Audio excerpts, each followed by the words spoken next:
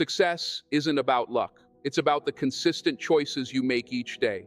Happiness doesn't come from the things you own. It comes from who you are becoming. As we step into a brand new year, I need to ask you something serious. Are you going to enter it as the same person you are today, or are you ready to finally make a change? The difference between people who transform their lives and people who stay stuck comes down to 10 specific habits. These aren't complicated. They aren't reserved for a select few. They are simple, practical actions that anyone can start right now. But here's the truth. Most people won't do them. Most people will hear these habits, nod their heads, and then return to their old routines. Don't be like most people. Your future is too valuable. Your dreams are too important. Your time is too limited. If you are ready to step into the best year of your life, stay focused because what I'm about to share can truly change everything. The first habit is to begin each morning with intentional gratitude and reflection. Here's something most people never understand about success. The first hour of your day dictates the tone of your entire life.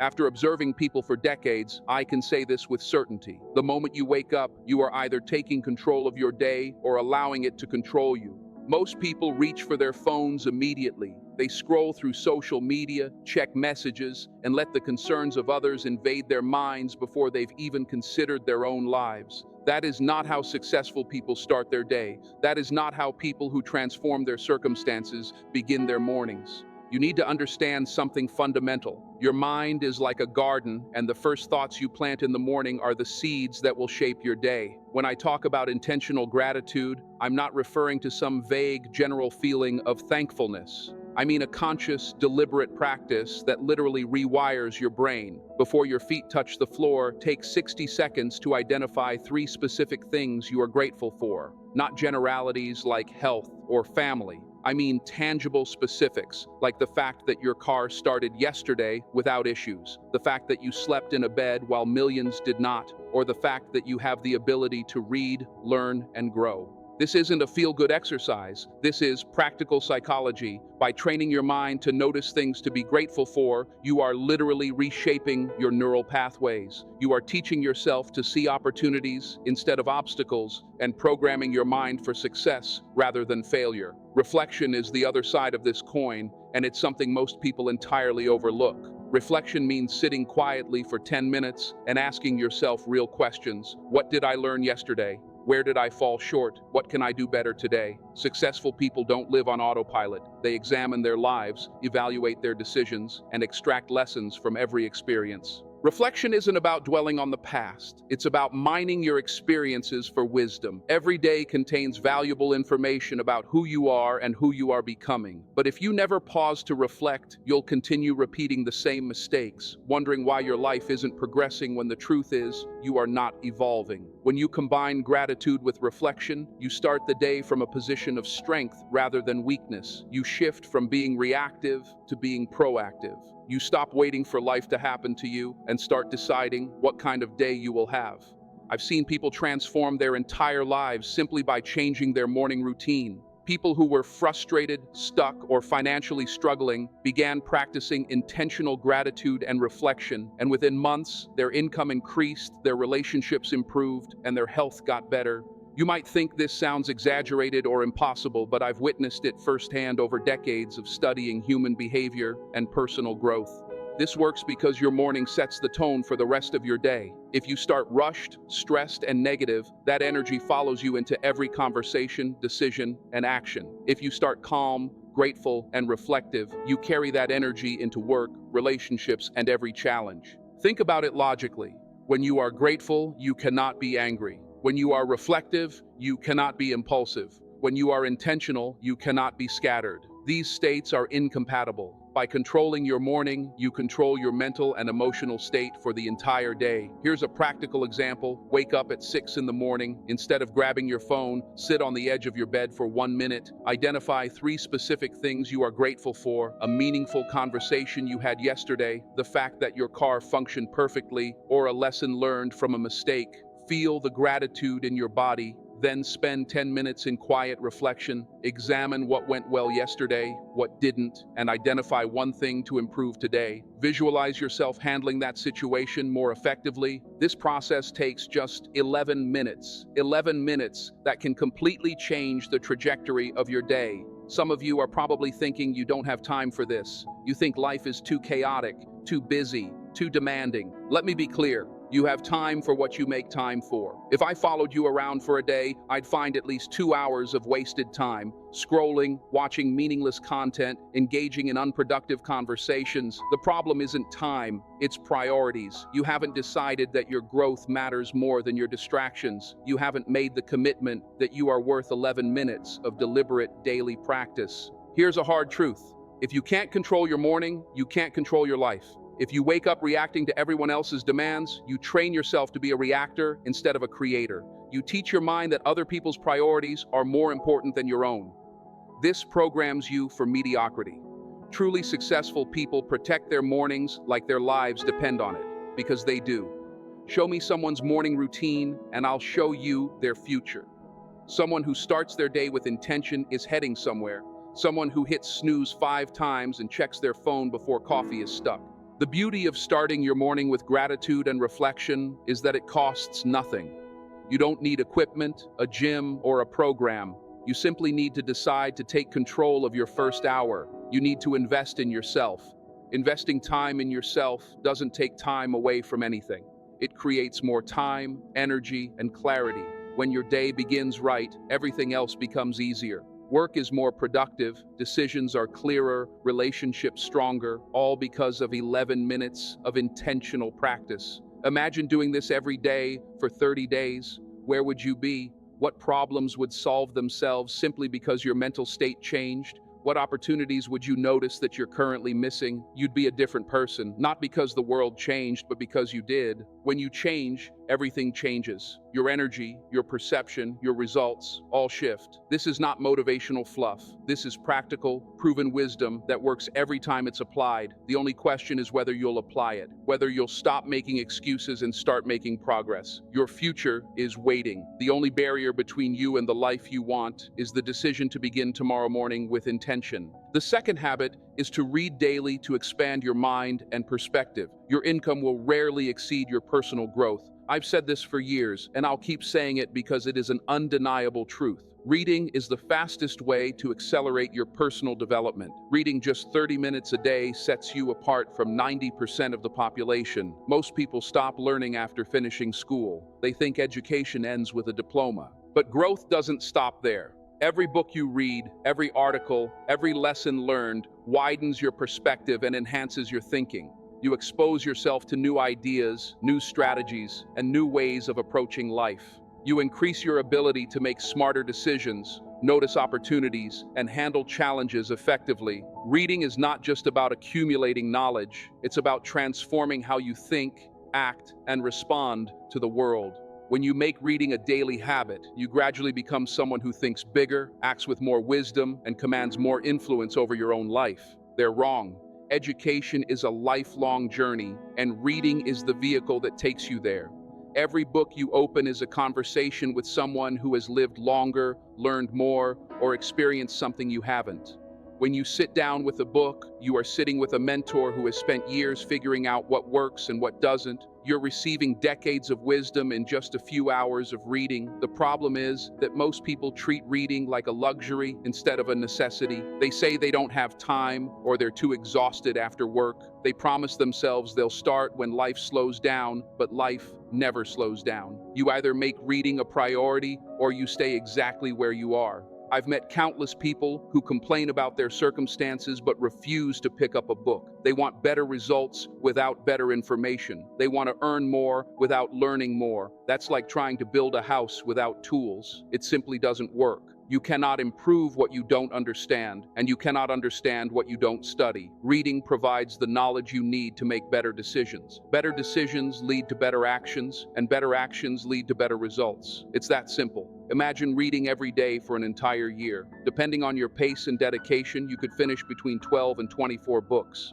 Think about that for a moment. 24 books mean 24 different perspectives, 24 unique sets of ideas, 24 teachers sharing their best lessons with you. Now compare that to someone who reads nothing for a year. Who will spot opportunities others miss? Who will have more solutions at their fingertips? Who will be more valuable in the marketplace? The person who reads constantly upgrades their mental software. The person who doesn't read is running on outdated programming from years ago. Just as your body needs fresh food to function properly, your mind requires new ideas to thrive. If you repeat the same thoughts and beliefs for 10 years, your mind stagnates. Reading does something else that often goes unspoken. It expands your perspective. When you only interact with the same people and perform the same routines, your worldview narrows. You begin to believe your way is the only way, your problems are unique, and your circumstances are unchangeable. But reading introduces you to people who have already faced similar challenges. It shows you solutions, alternative paths, and strategies you may have never considered. That knowledge is power. It gives you hope, options, and a roadmap. I cannot tell you how many times I've been stuck on a problem only to find a solution in a book, not because it addressed my exact situation, but because it offered a fresh way to approach challenges. Here's something most people overlook. The books you read today shape the thoughts you will think 5 years from now. The ideas and knowledge you absorb do not vanish. They stay with you, influence your decisions, color your perceptions, and guide your actions. This makes it critical to be selective about your reading. If you fill your mind with gossip magazines, you think like someone obsessed with trivial matters. If you read business books and biographies of successful people, you develop a mindset oriented toward growth, achievement, and influence. Every page you read programs your mind, whether consciously or not. So what kind of person do you want to become? What kind of thoughts do you want to nurture? What kind of life do you aim to live? Your answers should guide your reading choices. Now, let's address a common excuse. People say they don't like reading. They claim it's boring, they can't focus, or they fall asleep after a few pages. The reality is, they don't dislike reading. They dislike reading material that doesn't interest them. Nobody is forcing you to read dull textbooks anymore. You get to choose. If you're fascinated by money, read about money. If you're curious about relationships, read about relationships. If you care about health, read about health. Millions of books exist on every imaginable topic. The idea that you can't find something engaging is absurd. What's really happening is you haven't formed the habit yet. Anything new feels challenging at first. Your brain isn't used to extended focus, especially after being conditioned by social media and constant distractions. But focus is like a muscle. It strengthens with consistent practice. Start small. 15 minutes a day. 15 minutes is less than the time many people spend scrolling or watching videos. Set a timer if you need to. Find a quiet space, turn off your phone, open a book, and read for 15 minutes. Do this every day for 2 weeks. Something remarkable will happen. Reading gets easier, your attention improves, and you start looking forward to this time. After 2 weeks, increase it to 20 minutes, then 25, then 30. Within a month, you will have developed a reading habit that serves you for life. It's not complicated or difficult. It's consistency that matters. Most people fail because they attempt to read for 2 hours on day 1, get overwhelmed, and give up. Reading is not a sprint. It's a daily, cumulative practice. Let me share something personal. I have read every day for over 40 years. Thousands of books. Every major breakthrough in my life can be traced back to something I read. A book taught me how to set goals. Another taught me better communication skills. A different book taught me to manage money or think about time differently. Each book added another tool to my toolbox. I'm not smarter or more talented than anyone else. I've simply spent decades filling my mind with valuable information, and that knowledge compounds over time. One book may give a single idea, but 50 books can give 50 ideas. And those 50 ideas can transform your life when applied consistently. Think about the people you admire, the wealthy, influential ones.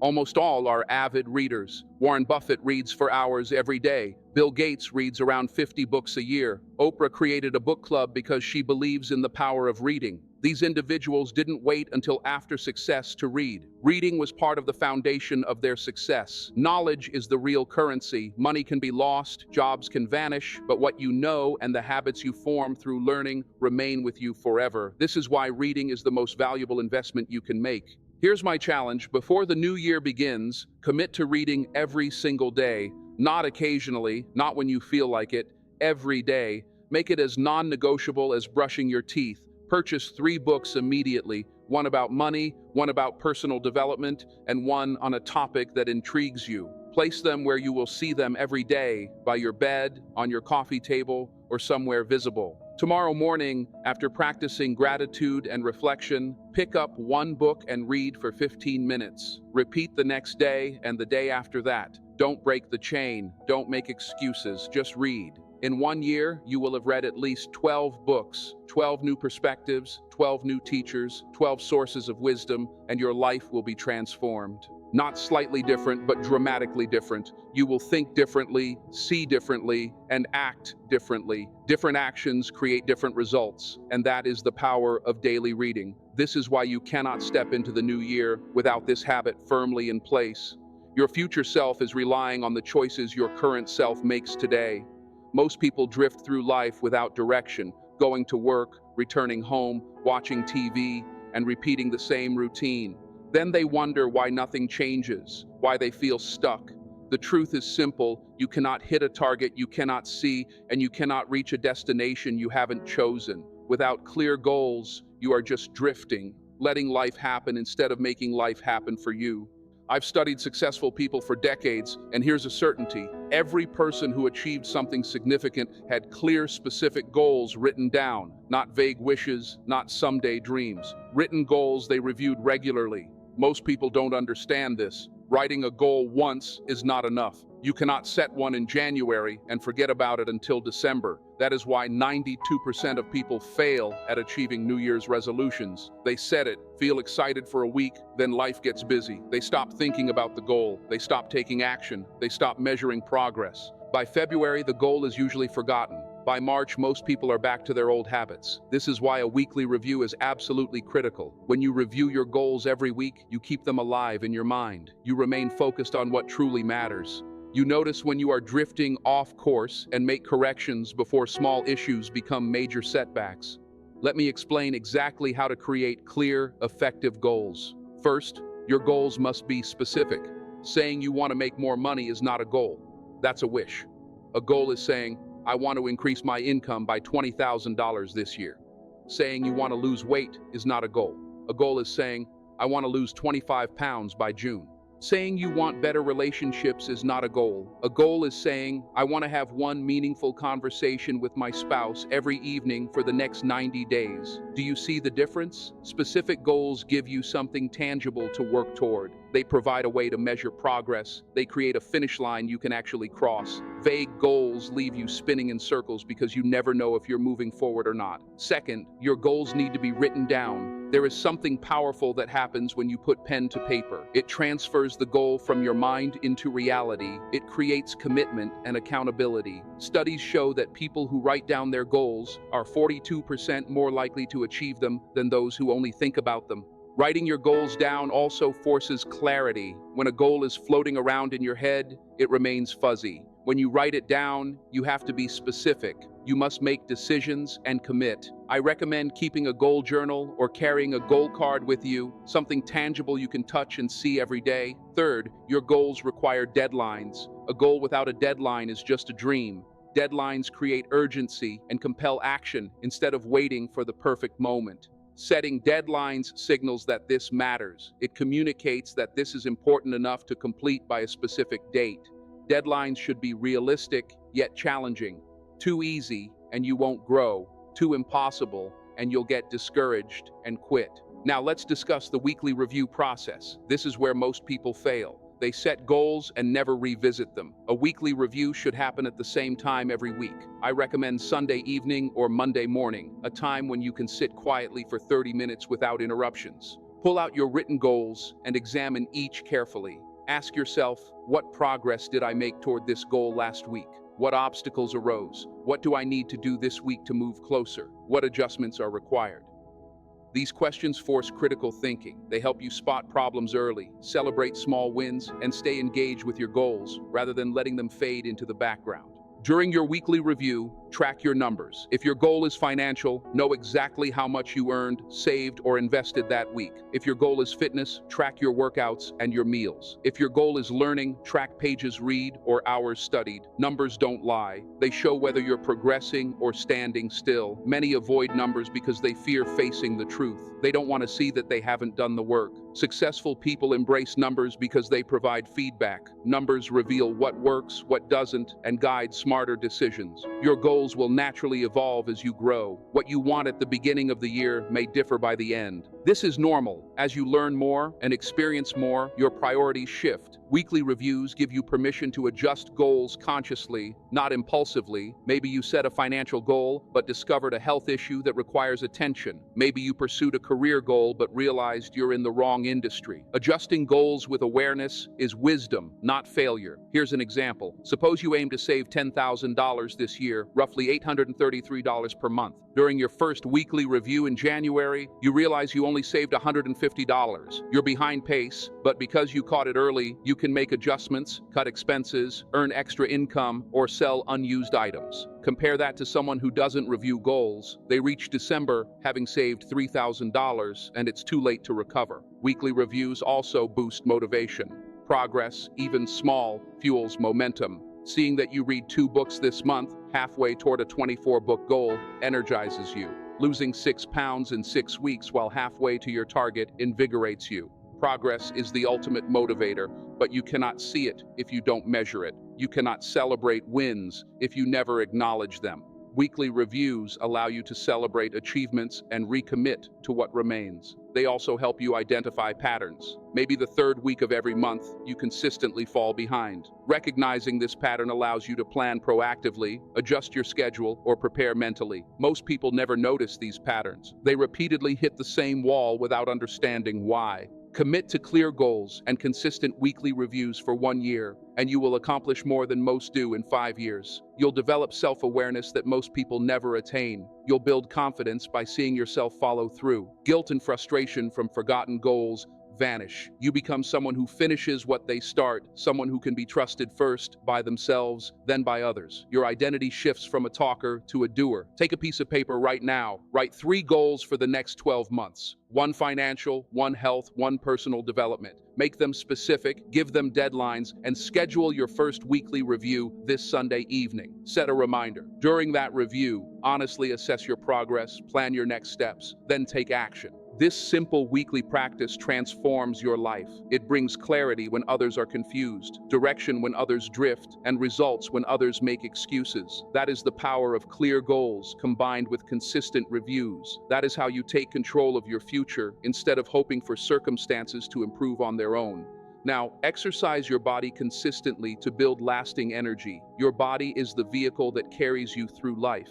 Every dream you chase, every goal you pursue, every relationship you nurture requires energy, yet most people treat their body as an afterthought. They neglect health until something breaks down. They ignore early warning signs until forced to pay attention. Then they wonder why they are tired, unfocused, or lack drive. A body that isn't exercised is a body unprepared for success. You cannot build an extraordinary life in a body that barely survives an ordinary day. Exercise isn't about vanity or looking good.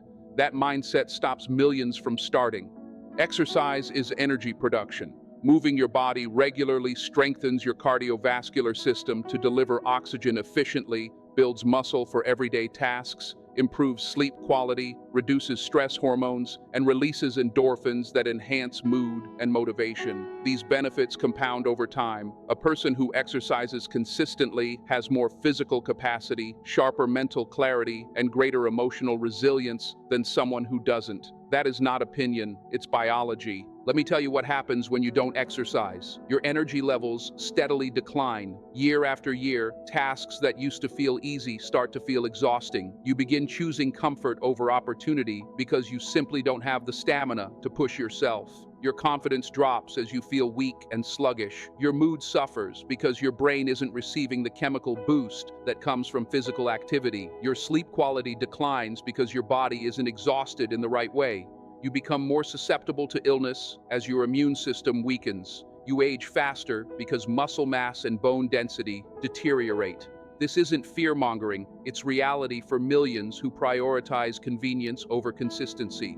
They sit at a desk all day, sit at home all evening, and wonder why they feel lifeless. The human body is designed to move, and when it doesn't, it breaks down. Now, let's clarify what consistent exercise really means. Consistent doesn't mean spending 2 hours at the gym daily. Consistent means engaging in some form of activity at least 5 days per week. That could be a 30-minute walk, 20 minutes of bodyweight exercises at home, swimming, cycling, dancing, or playing a sport you enjoy. The exact activity matters far less than consistency. What your body needs is regular movement that raises your heart rate and challenges your muscles. When you provide this stimulus consistently, your body adapts. It grows stronger, more efficient, and produces more energy. This is how you build lasting energy without relying on coffee or energy drinks to survive the day. Here's something few people consider. Exercise is the best time investment you can make because it actually gives you more time back. That may sound counterintuitive, but think about it. When you exercise regularly, you sleep better, which means less time is required to feel rested. You think more clearly, so work is faster. You have more stamina and don't hit energy slumps. You get sick less often, meaning fewer lost days. Those 30 minutes of exercise can yield several additional productive hours per week. Many people claim they don't have time to exercise, but they have it exactly backward. They don't have time not to exercise. One major barrier is overcomplicating it. People think they need a gym membership, specialized equipment, workout clothes, and a perfect plan before starting. They research programs, watch videos, read articles, and then never act because the information overwhelms them. Here's what you must understand. The best exercise program is the one you'll actually do. You don't need fancy equipment, a trainer, or to know the perfect rep range. You just need to move consistently. Start simple. Walk 20 minutes each morning. Do 10 push-ups, 10 squats, and 10 sit-ups before your shower. That is enough to begin building the habit. Once consistency is established, you can add complexity, but starting complicated often leads to quitting within a week. Your body responds to consistency, not intensity. Many burn out by going too hard too fast, attempting to overhaul their lives overnight. They follow brutal programs, exhaust themselves on day 1, are sore on day 2, and quit by day 3, convincing themselves exercise isn't for them. The truth is, they approached it as a sprint, not a marathon. Your body needs time to adapt. Joints need to strengthen. Cardiovascular capacity needs to improve. Starting slowly and increasing gradually prevents injury and builds sustainable momentum. This is the difference between someone who exercises for 2 weeks and someone who exercises consistently for decades. Here's a practical framework. Pick 3 days this week, mark them on your calendar, and commit to moving your body for 20 minutes. It doesn't matter what time of day or what activity. Walk around the neighborhood, follow a video, do yard work, or clean your house vigorously. Anything that raises your heart rate counts. After completing 3 sessions, schedule 3 more the following week. Do this for 4 weeks. By the end of the month, you'll have completed 12 exercise sessions. That's 12 times you proved to yourself you can follow through. That's 12 times your body grew stronger. That's 12 deposits into your energy bank account. Most people won't tell you this. The first 2 weeks are difficult. Your body resists, your mind offers excuses, and soreness can make you uncomfortable. This is where 90% quit. They expect immediate gratification, but discomfort is normal. Muscles rebuild, cardiovascular capacity improves. Push through, and exercise becomes enjoyable. You start craving movement, noticing increased energy, better sleep, and clearer thinking. The habit reinforces itself. Observing decades of success and failure, those who exercise consistently are the same people who excel in business, relationships, and personal growth. This isn't coincidence. Exercise teaches discipline, delayed gratification, and that consistent small actions produce massive results. It teaches you to push through discomfort. These lessons transfer to all areas of life. If you can make yourself exercise on a day you don't feel like it, you can make that tough sales call, have that difficult conversation, or work on your goals instead of watching TV. Exercise trains you for life, not just your body. Commit to 4 sessions per week starting this week, not next week, not after holidays. Treat it like a non-cancelable appointment. Each session is preventative medicine. Every time you exercise, you prevent future health problems, invest in energy, and strengthen the physical foundation of your life. Don't overthink it. Don't wait for motivation. Don't buy unnecessary equipment. Move for 20 to 30 minutes 4 times this week. Walk, stretch, do body weight exercises, dance, or play with your kids. Consistency matters more than activity choice. Show up 4 times this week, then repeat next week. Within a month, you'll have more energy than years prior. Within 3 months, you'll wonder how you function without regular movement. Within a year, you'll be physically, mentally, and emotionally transformed. Now track your spending and save money with discipline. Money doesn't solve all problems, but lack of it creates unnecessary challenges. Financial stress affects relationships, health, and opportunity. It traps people in situations they dislike. I've seen talented people waste potential because they never mastered money. They earn well, but live paycheck to paycheck. The problem isn't income, it's awareness. They spend unconsciously, buying things they don't need with money. They don't have to impress people they don't care about. Then they're shocked when they're broke. The solution is simple but rarely practiced. Track every dollar spent. Tracking spending is like turning on a light in a dark room. Suddenly, everything is visible. Most people underestimate what they spend on coffee, subscriptions, or impulse buys. Small purchases add up to massive sums. Awareness is uncomfortable, but necessary. You cannot fix a problem you cannot see. Once you track your spending, reality is undeniable. You may discover you spent $200 on takeout last month or pay for unused services. These insights allow conscious decisions. Awareness is the first step toward financial control. Without it, you remain in the dark, perpetually frustrated and broke. Here is how to track your spending effectively. Get a small notebook or use an app on your phone. Every time you spend money on anything, write it down immediately. Not at the end of the day, not when you get home. Write it as it happens. Record the date, what you bought, and how much you spent. Do this for 30 days straight without judgment. Don't try to change your spending habits yet, just observe. This might feel tedious, and it is, but this simple practice will reveal spending patterns you never noticed before. You'll see you spend more on weekends. You'll notice that certain emotions trigger purchases. You'll discover that convenience costs you hundreds of dollars every month. These insights are more valuable than any financial advice because they are based on your actual behavior, not theory. After 30 days, categorize your spending. How much went to housing? How much to food, transportation, entertainment? How much went to things you barely remember buying? Most people are shocked by what they see. They realize large portions of income disappear on things that don't add value or joy to their lives. Once you have this awareness, you can make conscious decisions about where your money should go. You can align spending with your values instead of reacting impulsively. Now, let's discuss saving with discipline. Discipline means doing what needs to be done, whether you feel like it or not. Most people save emotionally when they feel motivated or have extra at month end. That rarely works because motivation fades and money often isn't left over. Disciplined saving means paying yourself first. Before paying bills or buying anything, put a percentage of income into savings. 10% is a strong starting point. If that's too much, start with 5. The amount matters less than forming the habit of prioritizing saving over spending.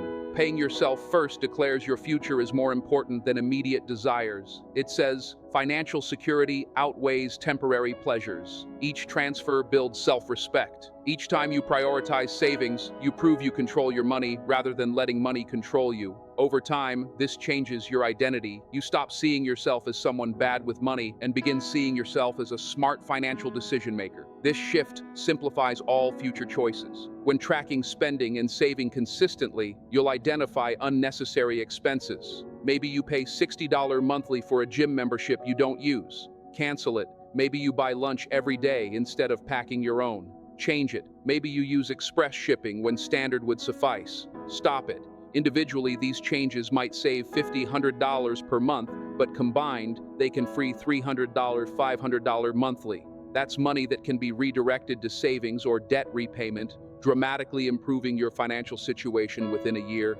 People often ask how much they should save. Here's a simple framework. First, aim for a $1,000 starter emergency fund to cover unexpected small expenses. Second, build a fully funded emergency fund covering 3 to 6 months of living costs, protecting you from job loss or major emergencies. Third, save 15% of income for retirement. Fourth, save for major purchases like a house, car, or vacation. Save for what you want, don't borrow. Debt is the enemy of wealth. Every dollar paid in interest is a dollar that cannot work for you. Many claim they can't afford to save, living paycheck to paycheck. The truth is, if you spend every dollar you earn, you're not living within your means. You're living at or beyond your means. There is always room to cut expenses if you're willing to make sacrifices. Move to a cheaper apartment, drive an older car, cook at home instead of eating out, cancel unused subscriptions. These choices aren't enjoyable but necessary for building wealth. Wealthy people make short-term sacrifices for long-term gains. Poor people seek comfort now and struggle later. A strategy that works exceptionally well is automating transfers from checking to savings on payday. This removes the decision-making and reliance on willpower. Start with an amount you can manage, even $25 per paycheck. As you adjust, gradually increase until you're saving 10 to 15% of your income. This gradual approach avoids lifestyle shock and helps you adapt comfortably. Tracking and saving also uncovers emotional spending patterns. Many shop to cope with sadness or to celebrate, filling voids temporarily. Awareness allows you to address root causes rather than masking them with purchases. If you commit to tracking and disciplined saving for a year, you could have several $1,000s in savings. You'll experience security you may never have felt before. Sleep improves. Decision-making sharpens because you're no longer desperate. Confidence grows as financial stability provides emotional stability. You stop being a slave to your paycheck and become the master of your money. You'll consider purchases carefully, asking if you truly need them. Small mental shifts compound into significant financial progress over time. In 5 years, you could have $50,000, $60,000 saved while peers still struggle paycheck to paycheck. In 10 years, you could achieve financial independence. Invest time in relationships that matter most.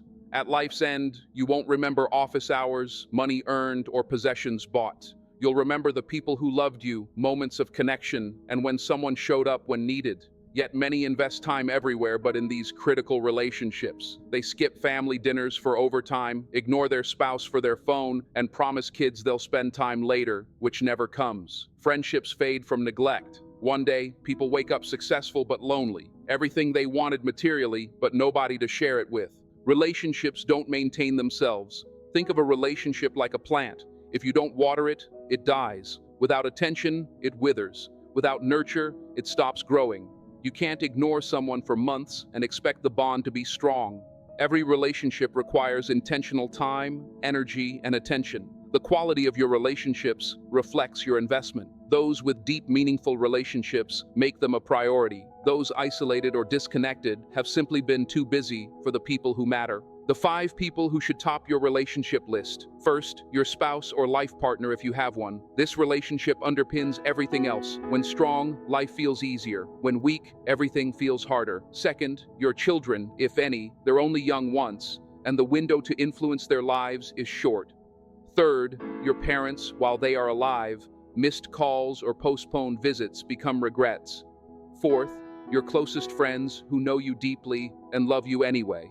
Fifth, mentors or those who challenge you to grow, helping you become a better version of yourself. Everyone else is secondary. Here is what investing in relationships truly looks like. It means scheduling time with important people just like you schedule business meetings. You put it on your calendar and protect that time. You show up fully present without distractions. You turn off your phone, make eye contact, and listen more than you speak. It means checking in regularly, not just when you need something. You call your parents weekly, have a date night with your spouse every week, and reach out to close friends every month. It also means remembering important dates and acknowledging them. Birthdays, anniversaries, achievements, these moments matter to people, and when you remember them, you show they matter to you. The biggest threat to relationships today is distraction. People sit together but exist in different worlds. Parents watch TV while kids play alone. Couples scroll phones in bed instead of talking. Friends meet for dinner but check messages constantly. This is proximity without presence. Real connection demands full attention, engagement, and genuine interest in the other person's life. When was the last time you had a real conversation with someone you love?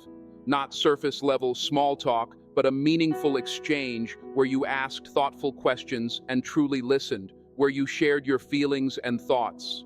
If you can't remember, that's a signal. The people closest to you either add to your life or drain from it. There is no neutral. Some energize and inspire you, others exhaust you, bring negativity, and pull you down. Be honest about which relationships do which. Longevity or family ties don't automatically justify ongoing investment. You have permission to set boundaries. You can reduce contact with those who consistently make life harder. This isn't being mean, it's being wise. Your time and energy are limited resources, and you choose how to spend them. Here's a practical exercise. Write down the 5 people you spend the most time with.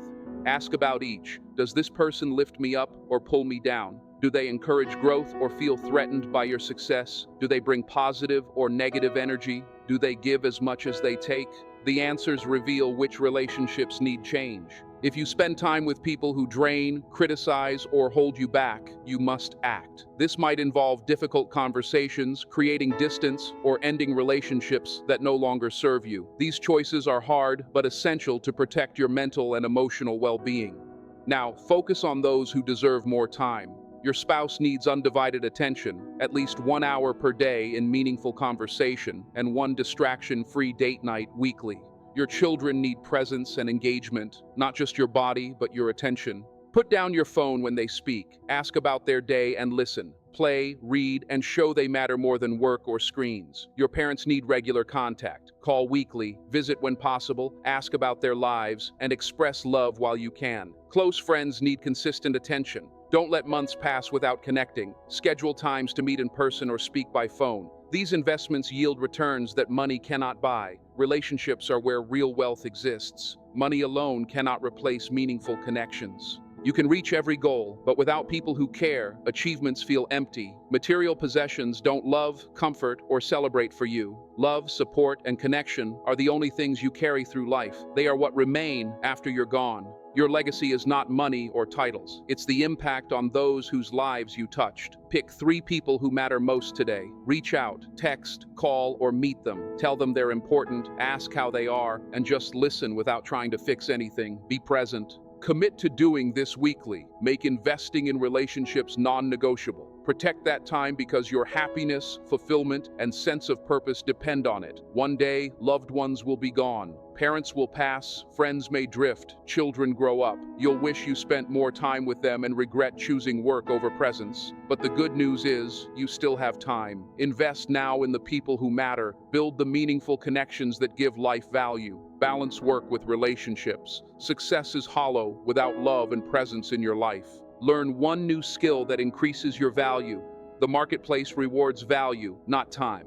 Working long hours means little if you're not providing value. Successful people constantly increase their worth. They acquire skills that make them irreplaceable, solve bigger problems, and serve more people. Most people stop learning after school, assuming current skills suffice for decades. That mindset is dangerous. Industries change, technology evolves. Skills valuable 5 years ago may be obsolete today. If you aren't actively learning, you're falling behind. Which skills should you learn? Look 3 years ahead.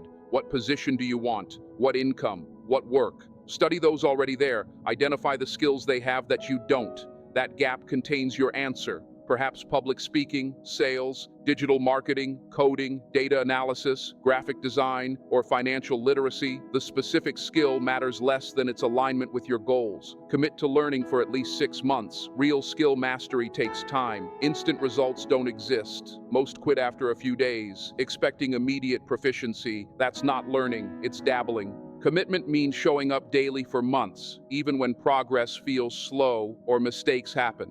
That is how skills are built, through consistent, deliberate practice over time. Dedicate at least 30 minutes per day to focused practice. Notice I said deliberate practice, not casual exposure.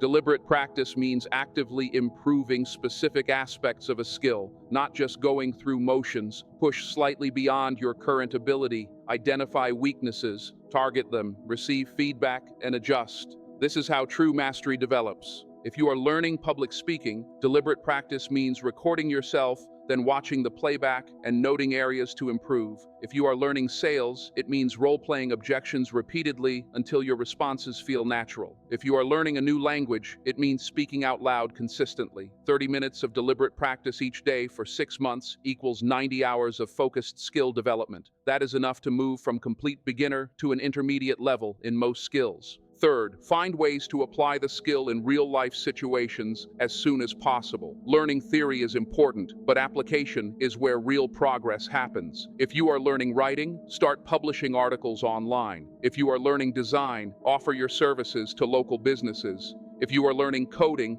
build actual projects instead of only following tutorials. Real-world application exposes unexpected problems, reveals gaps in knowledge, and builds confidence because you're creating tangible results. Too many people get stuck endlessly learning without applying. They take course after course but never produce outcomes. Consuming knowledge without acting achieves nothing. Skills only become valuable when used to create results that matter. Here is something important about skill acquisition that rarely gets discussed. The first skill you master makes learning future skills easier. By mastering one difficult skill, you develop strategies and habits that transfer across domains. You learn how to break down complex subjects, persist through challenges, seek resources and mentors, and understand how your mind learns best. These meta skills are powerful. They shorten the time needed to acquire the next skill and the one after that. Over your lifetime, you can accumulate a diverse skill set that makes you uniquely valuable. You become someone who operates across domains, notices connections others miss, and brings unusual combinations of abilities to every situation. Many believe they're too old to learn new skills, thinking learning is only for the young and that after a certain age, the brain can't absorb new information. This is false. Adult brains are fully capable of learning at any age. What changes is your willingness to be a beginner again. Adults dislike feeling inexperienced, incompetent, or making mistakes publicly, so they avoid learning anything that exposes gaps. But every expert was once a beginner. Every master started without skill. The difference between those who acquire new skills and those who don't is the willingness to endure the awkward beginner phase. Consider the economic impact of learning one valuable skill. Suppose you earn $50,000 a year and decide to learn digital marketing over the next 6 months. You study daily, practice small projects, and build a portfolio. Within a year, this skill could increase your income by $10,000 to $20,000 annually. Over a decade, that skill alone could add $100,000 to $200,000 in earnings. Now imagine learning one valuable skill each year. The compound effect on income and career trajectory is enormous. This is how people move from average to exceptional earnings through systematic skill building. Every skill you master multiplies your options. With one skill, choices are limited, and you're at the mercy of market conditions. With multiple skills, you can pivot, adapt, and create opportunities others cannot see. A teacher who learns video production can launch online courses, start a YouTube channel, and expand income streams. An accountant who learns sales can bring clients to their firm, making them more valuable than accountants who only do technical work. This is strategic thinking. This is taking control of your economic future rather than leaving it to chance. Skills with the highest ROI currently include communication, sales, technology, financial literacy, and leadership. Communication skills, speaking clearly, writing persuasively, presenting effectively, ensure demand. Sales skills convert prospects into clients. Technology skills help navigate a digital world, even without full programming knowledge. Financial literacy enables understanding of money, statements, and investment decisions. Leadership skills allow influence, team building, and career advancement. Here's a practical challenge. Choose one skill to increase your value this year. Write it down. Ask, why does this skill matter for my future? What will I be able to do that I can't now? Where will I learn it? How much time each day will I dedicate? When will I start? Your answers create a simple learning plan. Tomorrow, take the first step. Buy a book, enroll in a course, watch a tutorial. 30 minutes tomorrow, 30 minutes the next day, and every day for 6 months. By mid-next year, you'll have a skill you don't have today. A skill that opens doors, increases value, and boosts income potential. Practice saying no to protect your time. Time is irreplaceable. You can recover money, health, or relationships, but lost time is gone forever. Everyone receives 24 hours a day. The difference between successful people and others isn't more hours. It's protecting time fiercely. Saying yes to everything means saying no to what matters most. Many struggle with this. They agree to commitments they lack capacity for, let others' priorities dominate, then wonder why their own goals stall. They feel overwhelmed because they never learn to say no. Protecting your time is protecting your life. Why do people struggle to say no? First, they want to be liked. They fear appearing selfish or unhelpful. They worry about disappointing others. They want a reputation as always available. But when you say yes to everyone else, you say no to yourself. Prioritizing approval over effectiveness sacrifices your own progress. Guilt-driven decisions lead to resentment toward those you try to please. Ironically, people respect you more when you have boundaries and protect your time. No one admires someone who drops everything. They respect someone who safeguards what matters. Second, people underestimate how long things take. A favor might seem like 15 minutes but takes 2 hours. An event might seem short but lasts all evening. A project may seem temporary but becomes ongoing. Poor time estimation leads to overcommitment. Multiply initial time estimates by 3. If you think it takes 1 hour, assume 3. Then decide if you still say yes. Third, people say yes because they lack clear priorities. When nothing is defined as most important, everything seems urgent and equally necessary. Every request seems urgent, every opportunity seems appealing, but when you have clear priorities, decisions become easier. You can quickly evaluate whether something supports your goals or distracts from them. Here's a practical method. Write down your top 3 priorities for this year. Maybe it is growing your business, improving your health, and spending quality time with family. Then, when someone asks for your time, measure their request against these priorities. If it doesn't align, your default answer should be no. This isn't selfish, it's focused. Here's how to decline without guilt or harming relationships. First, acknowledge the request respectfully. Show you heard them and understand what they're asking. Second, decline clearly without over-explaining. You don't need elaborate excuses. A simple explanation works. Third, offer an alternative if appropriate. Maybe you can't help but know someone who can. Maybe you can't do it now but could assist next month. Fourth, be consistent. If you say no once but yes next time out of guilt, people learn to ask repeatedly. Consistent boundaries teach respect. Here's specific language that works. If someone requests your time and it conflicts with priorities, say, "I appreciate you thinking of me, but I don't have the bandwidth to take this on right now." That's it. No long story about your schedule, no justification required. If they push back, repeat, "I understand this is important to you, but it's not something I can commit to right now." Most people respect this. The ones who don't are the ones you especially need boundaries with. Here's what most people overlook. Every time you say yes to something that doesn't matter, you steal time from something that does. You steal time from your goals, family, health, and future. Think about it seriously. Attending an event you don't want to go to? Those hours could have advanced your business. Helping someone who constantly takes advantage? That time could have been with your children. Saying yes out of obligation is trading your life for someone else's convenience, and the cost is too high. Now consider the requests you should almost always say no to. First, anything that consumes significant time but doesn't add value to your goals or relationships. Social obligations you feel pressured to attend, birthday parties for casual acquaintances, irrelevant networking events, committees that accomplish nothing. These are time drains. Second, requests from people who only reach out when they need something. These relationships are one-sided. They take without giving. You don't owe them your time. Third, last-minute requests that disrupt your schedule. Unless it's an emergency, people who don't plan in advance don't deserve your time. Fourth, opportunities that sound exciting but don't match your current focus. Observing successful people reveals a pattern. They say no to almost everything. They're highly selective with where they invest their time. Every yes closes doors to other opportunities. Agree to serve on a committee, and you've sacrificed 2 hours per week. Help someone move, and you've given up your Saturday. Successful people consciously evaluate trade-offs, asking, "Is this the highest and best use of my time?" If the answer is no, they decline, regardless of pressure or appeal. Here's a powerful exercise. Track how you spend every hour. Write down what you do and who you do it with. At the week's end, review your log. How many hours advanced your goals? How many hours were spent on obligations you didn't want? How many hours were wasted entirely? Most people are shocked when they see the reality. They realize they give away dozens of hours weekly to activities and people that don't matter. Awareness is the first step toward change. Once you see where your time goes, you can make different choices. Some fear that saying no will cost opportunities. They think they must say yes to build reputation or network. The truth, saying yes to everything reduces your value. Always available, your time is devalued. No standards, no respect for your judgment.